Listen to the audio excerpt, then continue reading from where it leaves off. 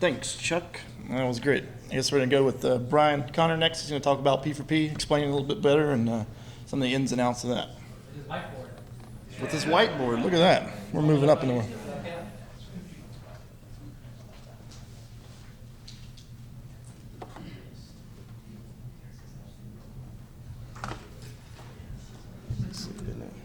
Yeah, you good. Yeah. I did notice a typo though, so I'm going to fix that real quick. You just need your pointer, and then we can put your video on YouTube. Whichever stick I grab.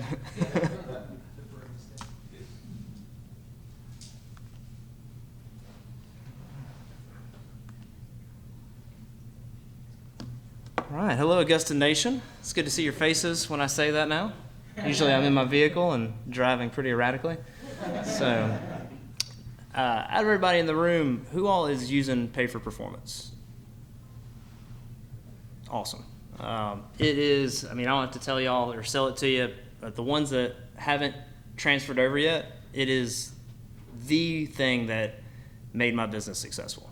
You know, as far as if y'all have seen the videos, I transferred over from about $400,000 and just switched completely to the Augusta systems. It's taken a couple years to get fully into the systems of Augusta. But like P4P, all the systems, if you do follow them, will lead you to the highest rate of success. So just want to get that in there first. This is how I explain Pay for Performance to all new hires. So I onboard everybody. I do the hiring process for our location.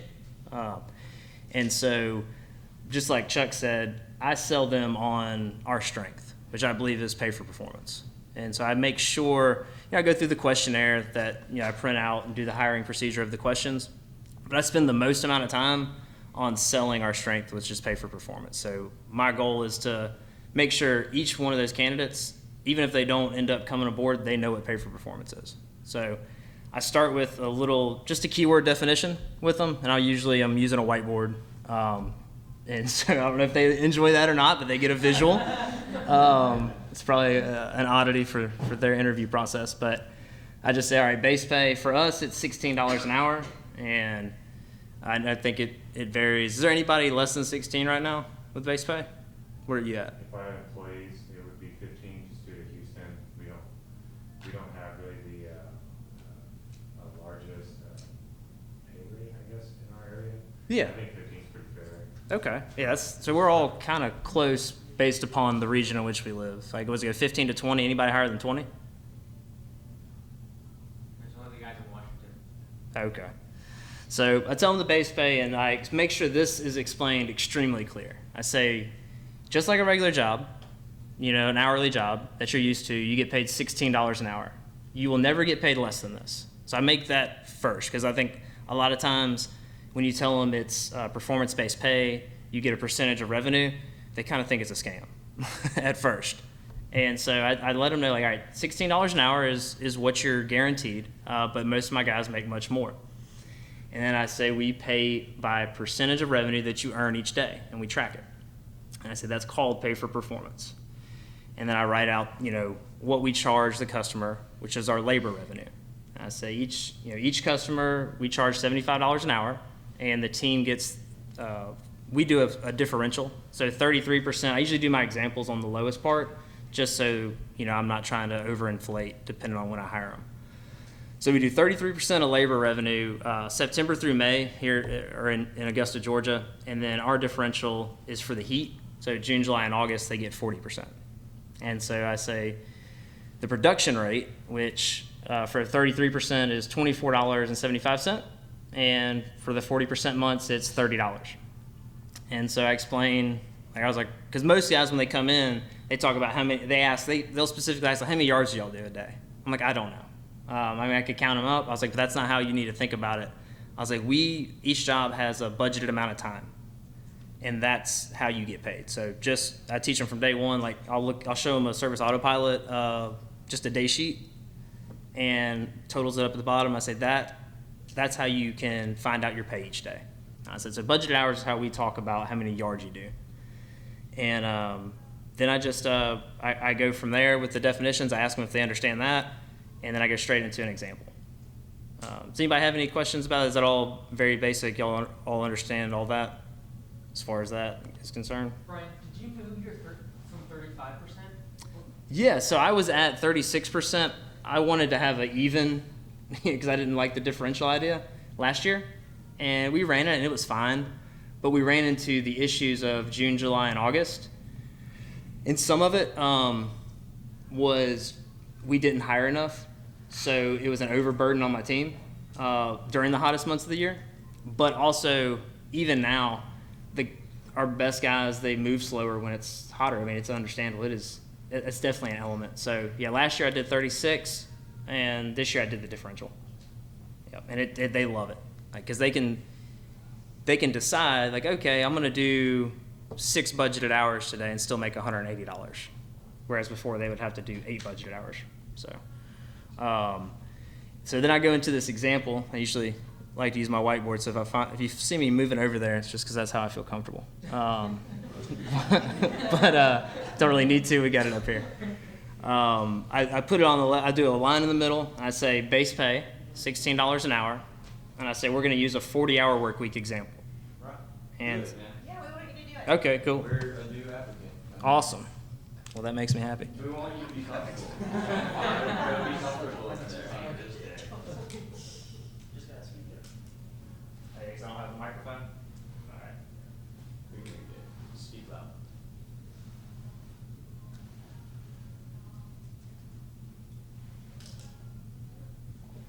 You gonna start off like a YouTube video. Hey, you guys the nation. Hey, Houston Nation. So, I'll do it right here. Just let them know the 40-hour work week, and that's not going to be all the time, but it's easier for math. So I'll do 40 hours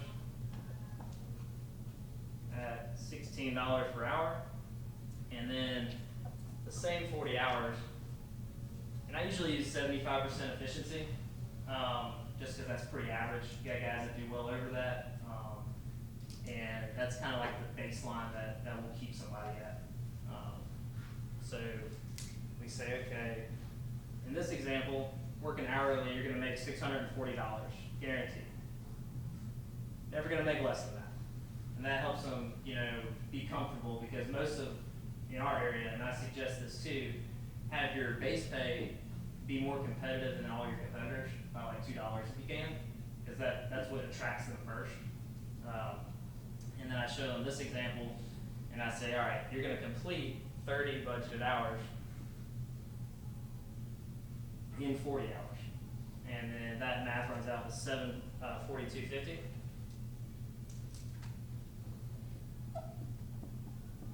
And this is just using my numbers, the $75 an hour that we charge the customer, and this is at 33% of that. So, and I tell them, I say, you always get the higher paycheck. We run you clock in and clock out every day, and we keep track of that. And then we compare it versus how many hours you actually complete in budgeted hours. And you always get the higher one. And I show them this example. I say, this is extremely common. I said, this is the base in which you can, have a guaranteed spot here. And I'll say you've succeeded in the training process, because that's just 6 budgeted hours a day, 5 days a week. So everybody on my team can do that, even facing adversity.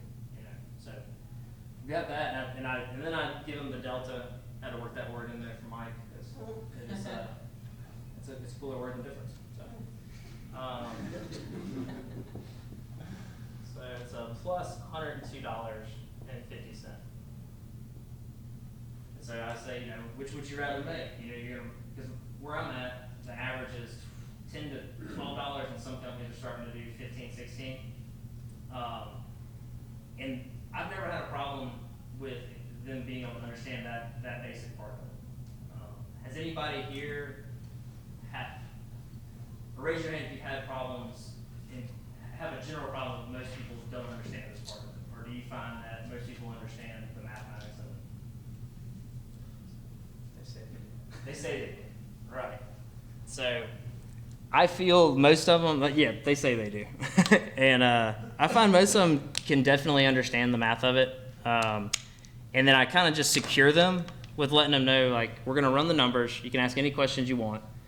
and you'll always get the higher amount. And what I really want out of it is for them to take the job and be fine with just the hourly pay. And what I find most of them is they're coming from $10 to $12 or $14 an hour, or even if they are coming from $16 an hour, they know there's an upside, and that's what I've found. Does anybody have any questions? Yeah. I'd say the only thing that we ran into this spring whenever we implemented was they thought as soon as they hit budgeted hours and anything over that, they immediately went to base pay. So they saw it as like they can only get P4P if they're at or below, not if they're at or above. Per job? Per any job, yeah. So, Right. That job, like they would immediately lose their, our delta is like $11 between our base to 27 roughly on P4P because we're at 80. Okay. So they thought that they would lose that $11 immediately. So we had to explain to them it's an average, so it's like division, it's not subtraction. I don't know if that has.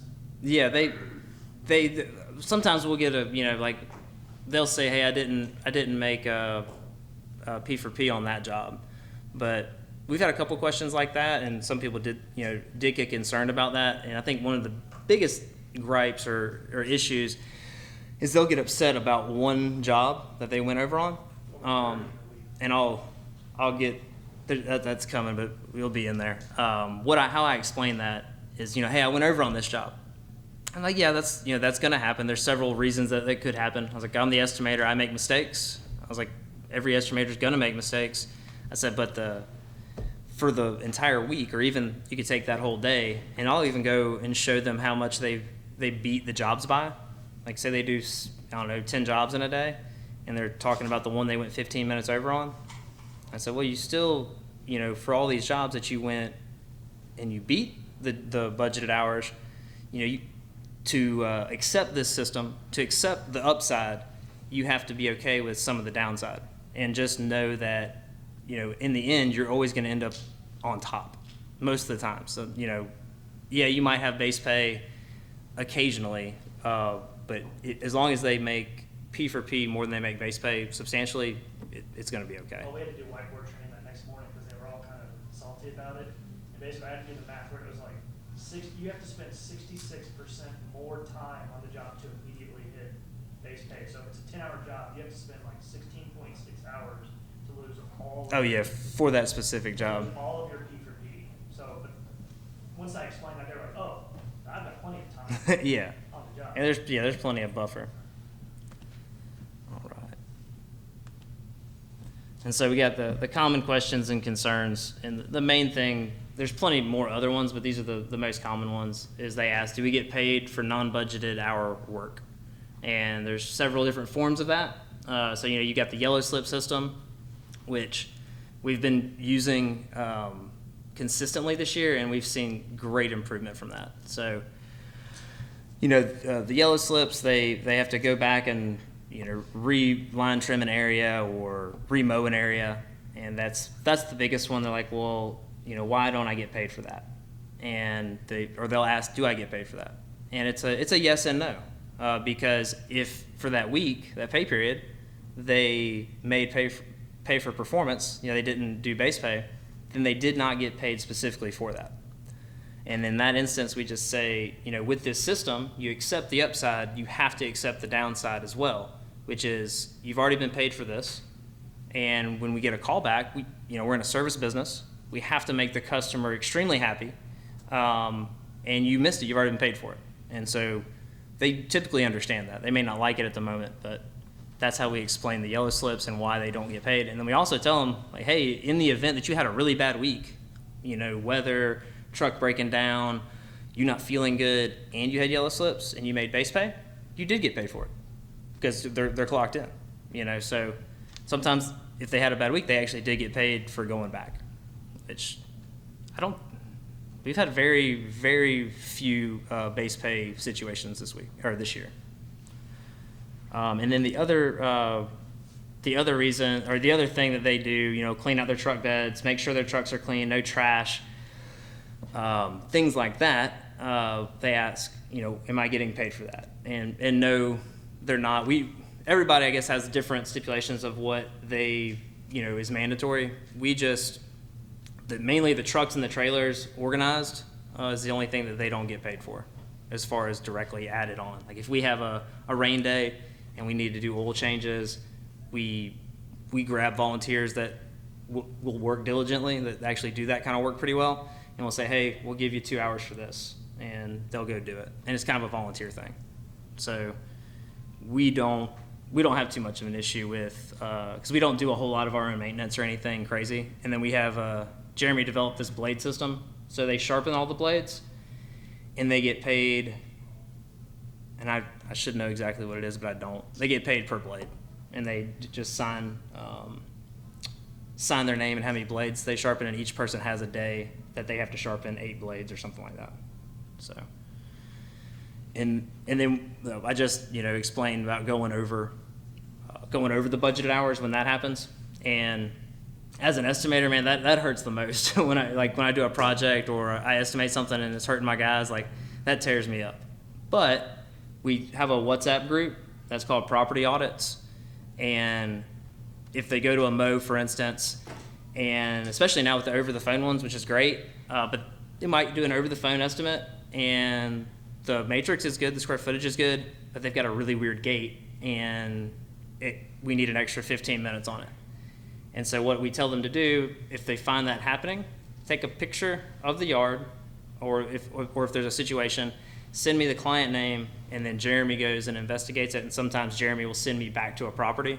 Because he's like, hey, go check this property. I got notes from Devin. He said that there's an issue with the mow time because of a small back gate. And then I'll go and we'll look at the history of how, because that's another thing, gets them to clock in the jobs, make sure they do that, so that you can use that history to then send the new estimate to the customer. And we do that, we do that immediately for our guys. Like say, hey, if you find something, let us know. If we need to requote it, we will. And that helps out a lot.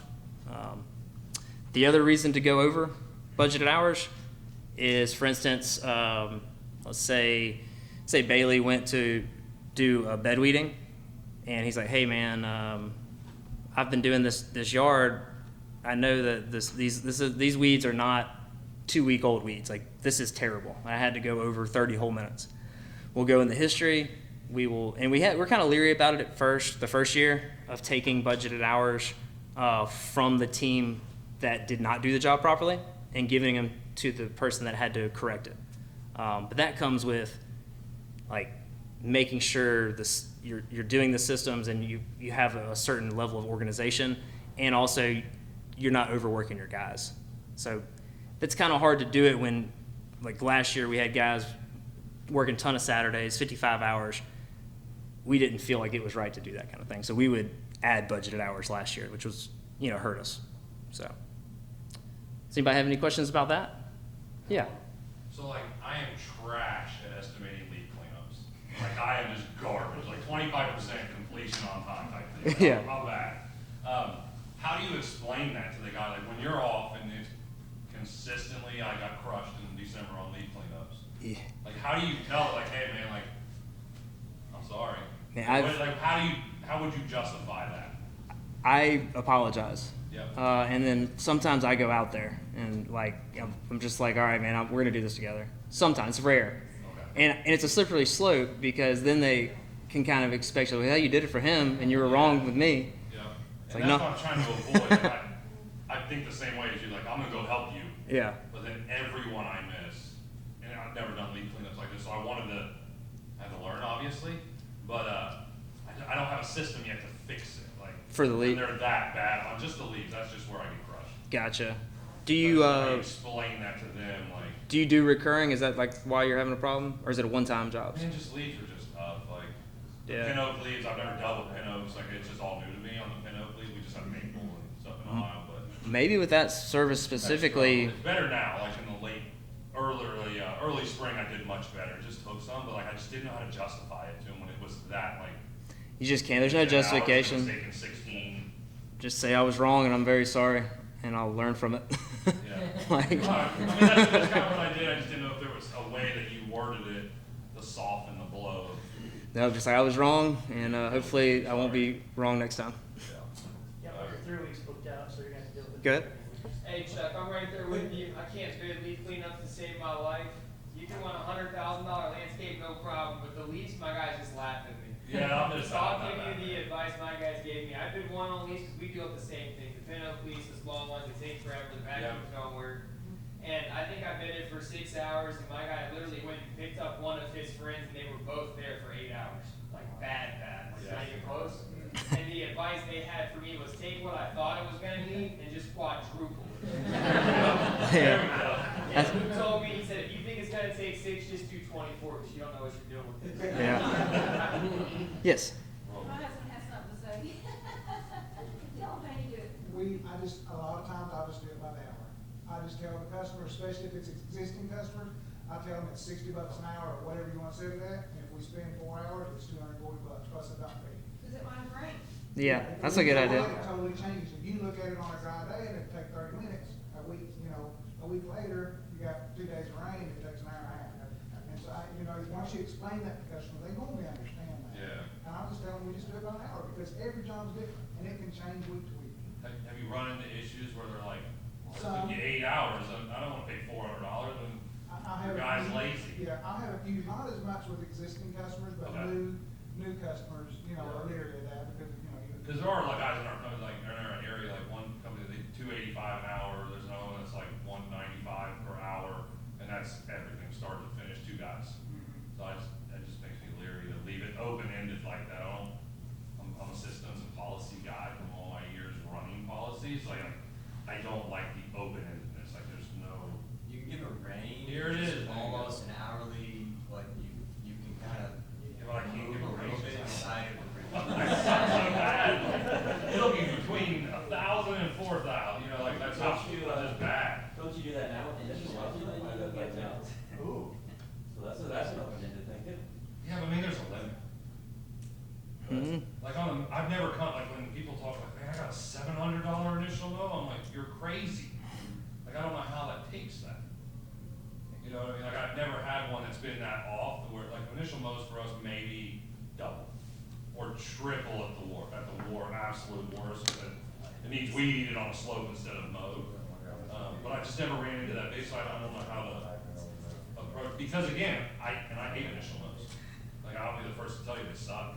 Like, I don't like the unknown. The unknown for me is a train wreck. Yeah. Chuck, how about somewhere in the middle, like you don't wanna leave them at like an open checkbook, but what if you told them like, hey, it'd be this much if we finish by lunch, it'd be this much if it takes the day? Like, you just give them a range like that, like say it's 300 if it takes half a day, 600 if it takes all day. My question to Jason would be about the hourly thing. Do people ever then say, well, then you need to show up on a dry day? Because it's gonna take you 30 minutes on a dry day, they don't, I've never had that happen. okay. Yeah. That's where I would jump as a customer, so why didn't you show up the day before?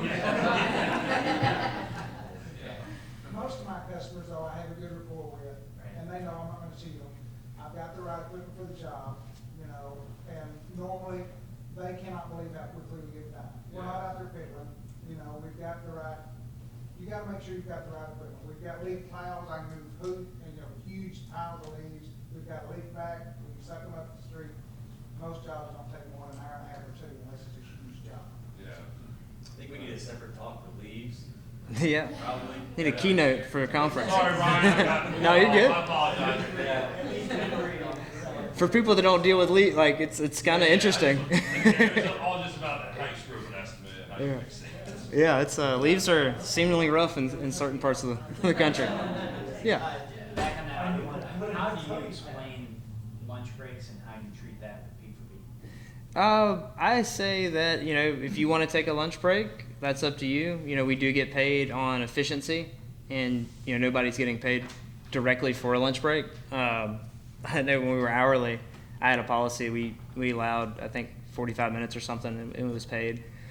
But we just say, in the system of upside, you make your decision. Most of our guys do not stop for lunch, just because they don't want to.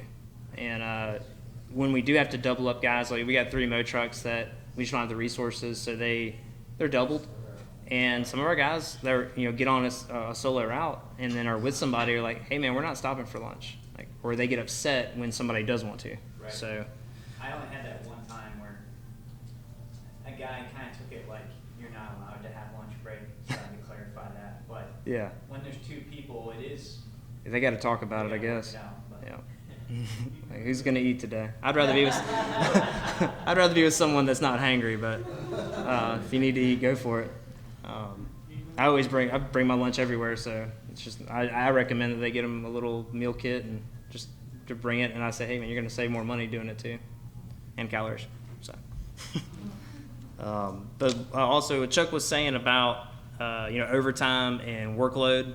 That's something that we really learned this year because we came from, I think we used to have differentiation as far as like hierarchy. We had a crew leader and a lawn tech, and so crew leader can make up to 15 and lawn tech can make up to 12.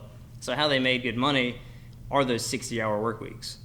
And me growing the company from me being out on the truck and just wanting to work as much as possible to get to the level of where I'm at now, I knew what it took, and I thought that it took 60+ hour in the field work weeks. And Jeremy's the only one that's still with me, but he remembered me saying, having a sit-down meeting like, hey, if anybody is not willing to work 55 hours, just let me know. I understand, but this is what I need from you. But with pay for performance and just the changing work atmosphere, just people, like I said, people have options, and most people would rather have flexibility and work-life balance than make that extra money. So we just have to adapt. And so what we did this year, what we were finally able to do, is create a work atmosphere to where 40 to 50 hours is what they're doing, and that was great because overtime's not your friend. Even if you are doing hourly, it hurts the business, but it also leads to burnout with your team, and can also lead to the more overworked they are, the more mistakes they're going to make, the more yellow slips are going to happen, and it creates chaos. So, this is just an example as far as comparing the efficiency of whenever you go over 40 hours. So with our example, the base pay of $16, the production rate's $24.75. Well, when they hit over 40, their hourly rate is very close to the production, so it's $24. And this just shows you an example. If you do 50 clocked hours at 16, you get $880. And I use the 75% efficiency throughout all this math. So if you did 50 clocked hours and you were at 75% efficiency, which I don't think you would be in most cases, I think you would actually lose efficiency.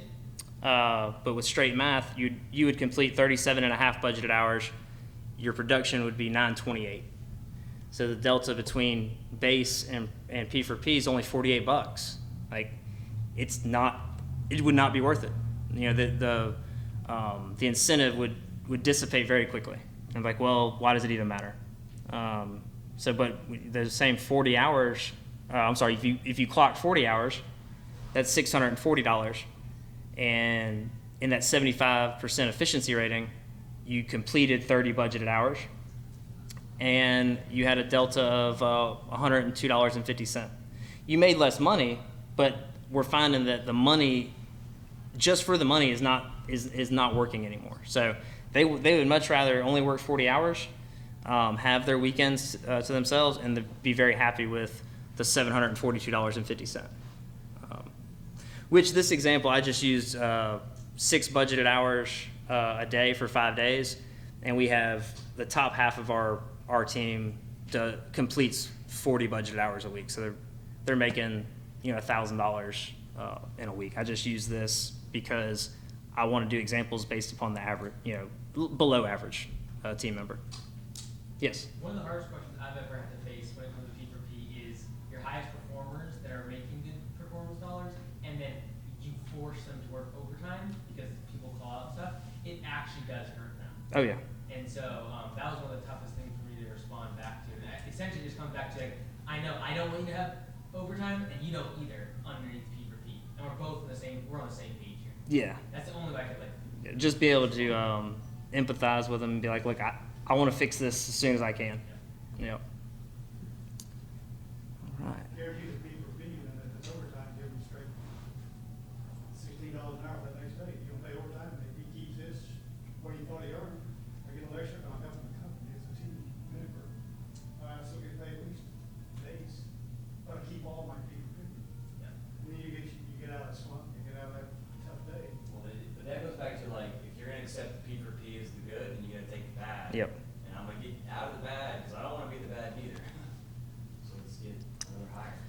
And then, Mike, I don't know if anybody, whenever y'all came aboard and you had to set an hourly rate or you had to change yours and pick a base pay rate or change it. And I think, Mike, would you use 25% or less is a good place to be. And so it's kind of, this is just what I've developed is a production pay to base pay multiple. So you're in good health with your base pay. And it kind of goes with that 25% thing, but it's because you want to be competitive, as far as you want to draw people in even with the hourly, because you're going to that's the only thing that people are going to see on the ad anyways. It's like, how much are you paying me hourly? What's guaranteed? And so I did a little bit of reverse math of just based upon our example with the $75 labor rate and working 40 hours. So if you have your base rate, you can, if everybody wants to write down their base rate of what they have, we can run through this together.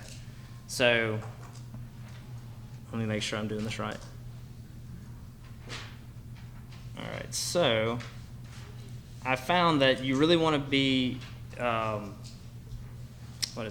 your production pay needs to be a 1.5 or higher multiple of your base pay. And when I mean production rate, just whatever percentage you're giving of the labor revenue. If it's 1.5 times the multiple, you're going to have a good enough delta between your base pay and your performance pay, so that it P4P consistently beats it and beats it enough to where it's worth it. So in this example, I use the 30 budget hours again on a 40-hour work week. So if if my production rate was a 1.3 times multiple, which is $20.80, base pay would beat P4P, because my base rate would be $20.80, multiplied by the 30 budget hours, you get 624, and it beats it. So, and you kind of have to, what you're thinking about is like this. My labor rate determines if pay for performance is going to be good or not, or if you're going to have a big enough delta. Because I think that's the hardest thing to sell to your team, is to having that trust that pay for performance is in their best interest, at least when you're going from hourly to pay for performance. So where we are, we're close to the 1.55 ratio, because we're at 24.75. This one shows you if you're even at 1.45. I think that's. Mike, are y'all at $80 labor rate, or did y'all move it up to 90? Okay, so you're closer to the 1.55 even at 20. So it's very important that you have the right labor rate so that you can even offer the incentives of pay for performance. And you can kind of do that by doing the multiple, do 1.5 times your base rate and see where your own production rate lands. Like, I know if you're at $60 an hour and you have a base rate of even 15 or 16, I don't see pay for performance working all that well. And also with inflation and everything, you have a good reason to raise your hourly rate as well.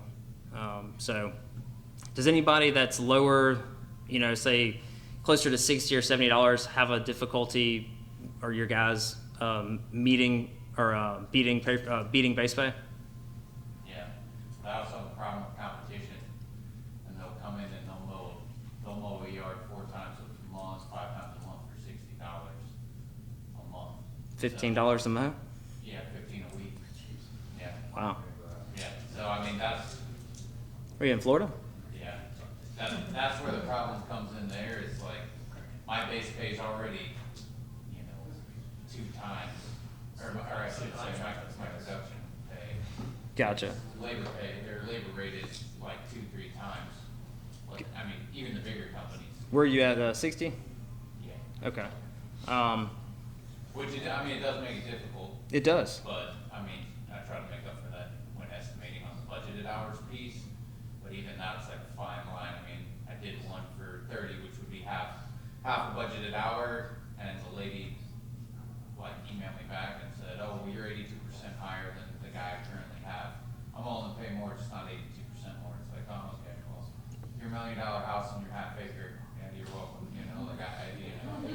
Yeah, It was a that- steal, cause I'm already cutting your neighbor, you know, or whatever, trying to bring that route density down, but, I mean, it's a tough market. That is Where I'm at, just super- because of that, there's so much competition, so much, and it's not even just chucking the truck, it is literally. even Everybody. bigger brand companies, Yeah, I wouldn't want to give, you know, I'm not in your area, I'm not in your shoes, but also, you know, if you're thinking about it, like, the only way you're going to make pay for performance work and the only way you're going to make dollars at the bottom end is to charge those rates. Yeah, no, I was just doing the math when you were talking about it, and I was like, yeah, they're gonna have to, the labor rate's gonna have to go up, but it'll be interesting to see. Yeah, see what happens. Yeah, see what happens. Yeah. A lot of times, if you're looking at the mowing as a loss leader, because you're being lead your own projects and Yeah. make good amount, what you can do is just adjust your percentage on mowing significantly higher. Yeah. For most of us, you can actually go up to 50% without losing money. Oh, nice. So I've seen some companies Yeah. in Florida and Texas specifically, and California, move their mowing all the way up to 50%, and they just know they're not making a single dollar. Yeah. But it's just to get the route density and then get a bunch of customers on lead cleanups and everything Yeah. else. Yeah. But- Yeah, And then once you have pretty the- much what my angle is, I'm just trying to get down the route density. Have you had people feed that to people on the truck? Yeah, so we've got 3 trucks right now, mowing trucks, just because we don't have enough trucks for everyone to go solo. So we've got 3 mow trucks that are doubled up. Do you increase the P4P percentage for 2 because 30 splits is 15 each? Well, they get 33, or they're at 40 right now. Yeah, they get 40 each. Each, so it's like 80%. No, because they're only, you split the budgeted hours. So let's just say they go out and they do 16 budget hours together. It's just 8 budget hours apiece for the 40%. So the truck itself is the percentage, basically. Yeah, the truck itself, and then we just, when we're doing their payroll, or P4P, you know, Bailey gets 8 and Connor gets 8. Because I know you can be, when I do stuff by myself, I get about 7 jobs in a day. When I have help, I can stop early and I'm getting 10 to 12. So you can definitely do probably up to 15 to 20 if you're really counting with 2 people. So definitely doubling your performance. Yeah, you lose Split. mathematically you would think, you know, having 2 people, you know, if I do 8 with one, I'll do 16 with 2. It's just not, it doesn't work out efficiency wise for several reasons. 30% increase. Yeah. How do you explain that, Brian? I I run into that, when they get a taste of that solo, Yeah. it's kind of a fight, honestly, It- they're like, hey Chuck, this sucks, I'm not doing it, I'm like. It's we have one of two the, trucks like- You are, or we don't work, like, how do you justify when you go 9 alone and 13 together? Yeah, and they don't, and they They're haven't. not lollygagging. Yeah, no, they're not either. They're doing their business, Yeah. hitting the properties, I- they just aren't that. He's absolutely right, but I'm solo right now. I occasionally get help. Yeah. I do 7 by myself, and by the end of the day, I'm dead. I'm like, my body hurts, I'm tired, I'm sweaty. But when I have my helper, we do way more jobs, like 13, 14, and I just don't feel dead. I'm like, I feel good, I can go out and work out, I can do stuff, like my life is a little better. Okay. So that's what I noticed. and Yeah. I'm sure her guys notice it as well. Explain it that way a little bit. I just want to like how you explain it, cause like. To them, it as far can be a fight.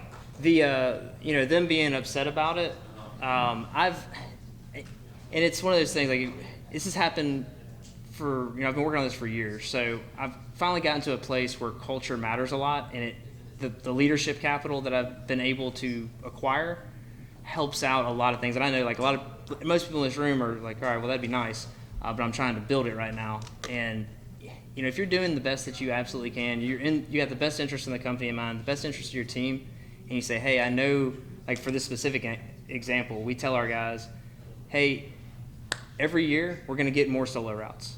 And from now on, you know, that's going to be our goal. But at the end of the day, we have to grow this business, and we have to make the decisions as leaders for the best interest of the business. And I'm sorry that this is causing some pain, but we'll do our best to make it even and rotate people into the single trucks. So that's how I explain, as far as like, hey, I'm sorry, I understand you don't like it because you've seen the solo efficiency and you've seen the solo money, and that's how I explain it. Yeah, alright. Yeah. I think some of it has to do with motivation too, in the employee. 'Cause like our lowest producer, he just left, but like he always wanted to be with another guy, and it's because his efficiency went up when he was with another guy. Meanwhile, the guys that were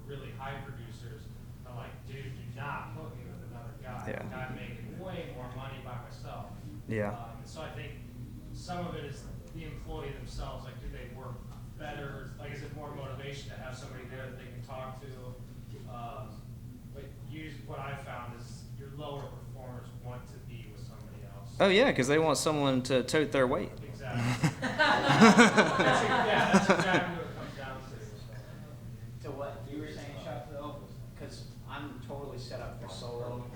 Two-man is not as great. But I try to tell them, well, if we are even just hitting base pay or slightly above it, there will be more profit to share, even if, like, we have profit sharing and these other benefits, so there won't be the huge payout like when you're on a solo route, but we can still be more profitable. Still good for, yeah, 'cause we're still increasing. Yeah. So It's- that's one thing I'm trying to say, but. Yeah, the huge thing is like when you're making hard decisions that affect, the quality of pay or your employees. If you're doing it for the best interest of the business, like if you make too many of those explanations, they're just gonna like, look, man, I don't trust you. But when you have to make those kind of calls and you do have that trust, it works out. Right. Yeah. Would I be correct in assuming, like, part of P4P, knowing your labor rate a third, you should roughly throughout the rest of the year spend roughly a third of your gross revenue on payroll, roughly, right? Yeah. So, but that's not loaded pay.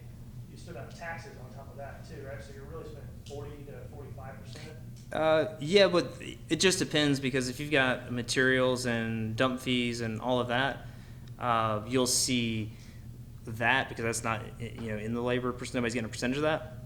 You'll see that take away from the added taxes because if you're paying, I guess 8, 10, extra 10, 12% on top of it with everything included. But you also have a bunch of materials and a bunch of dump fees, it'll probably decrease it down. But if you don't have a whole lot of that, like if you're just strictly maintenance, you're gonna have if you look at your bottom line or look at the percentage, it will be higher. Yeah. All right, everybody. Yeah. What are your thoughts on underselling P4P? Underselling What it? I mean by that is, so when you're starting out, it's really hard to hit P4P with the inefficiencies, lack of route density. So at times when because when you can't deliver on it, it's a terrible feeling. Yeah. You feel like, you feel like there's this lack of trust. So I think part of it is your base has to be competitive and comfortable. So I've almost kind of undersold how much you can make when getting them in the door, and then I try to surprise them when I break it down more. But I don't know, that's the hardest thing for me is Yeah. growing. I can understand. Guys aren't making it like I hear from some of the other locations, and there's things I can change, but I've kind of tried to undersell it so I can deliver and almost surprise them. But Yeah, I think that's a good thing to do when you're starting out and you don't have the route density or there's things that about being new that cause it's just hard to make pay for performance. I think that's a good idea, and I don't know when you're starting out at a certain level. Like Mike was saying, you could increase. I don't know. Correct me if I'm wrong. You think it's a bad idea, but you could increase the percentage so that they could get more of a chance of P4P. I don't know if that would be a good idea or not. Or like you said, if they're happy with the base pay. past it now, Yeah. to be honest, but the first year, like, nobody did it. Yeah. So It's actually why we switched to the daily reports too, because you just gotta get a taste of it, right? Usually even like in their first 3 pay periods, they won't hit above base on their paycheck, but they'll see one day when they like $80 more because they crushed the project. Right. And it just gives them that taste, like, there's something here, right? Kind of like golf. You get one good shot, you're like, all right, I'm coming back. keeps you coming back. That's also a good thing to show for 2-hour route versus solo. Yeah. Because on those days where I saw like, oh, I was by myself, I'm making so much more money than when I'm doing that. Oh yeah. Of You the can buy pay. their trucks, that's good. You don't have the trucks, Yeah, if you're in a place like that, yeah.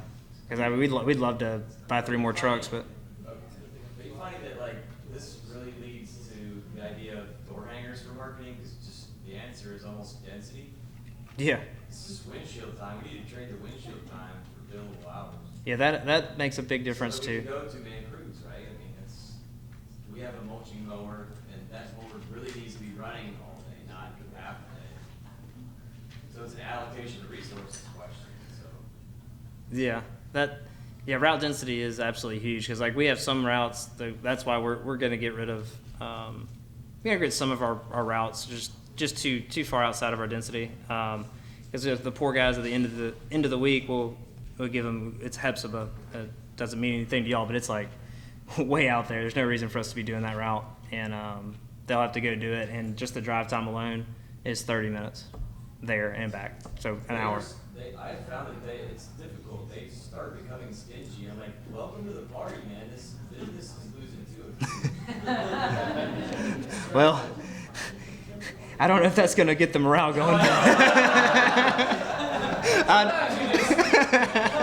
slips out. It's fun. No, I understand for sure. I'm thinking door hangers. I don't like door hangers, and I don't like to walk.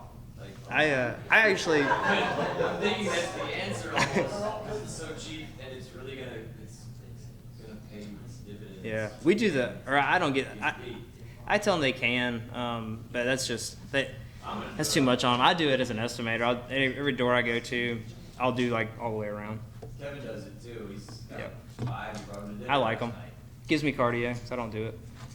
So I'll run my 9. All right. I guess if nobody has any other questions, we got a good Christmas thing going on. One thing we do, Nick, is we have the rule of 5 where all the guys have to put them on the 2 neighbors and the 3 across the street, and we do it every single mow in the neighborhood that we want to be Vincent. If they put their name on the door hanger and if it comes back, they win. Yeah, so we just have They the get door gift cards, hanger. $25 or. Yeah, where like the bottom corners are cut so they can put their business card in it, and we give all of our guys business cards because they like getting business cards when they're 22. How often do you do that? Like twice a year? Or do you nail it for Every a week? mow. Every mow. Like year round? Like if you're a weekly customer, your neighbor's getting 40. So we have gotten phone calls with people complaining about how many they've gotten, and then Brittany or Jen in the office will tell me, hey, so-and-so called and complained, I just tell them that means they know who we are.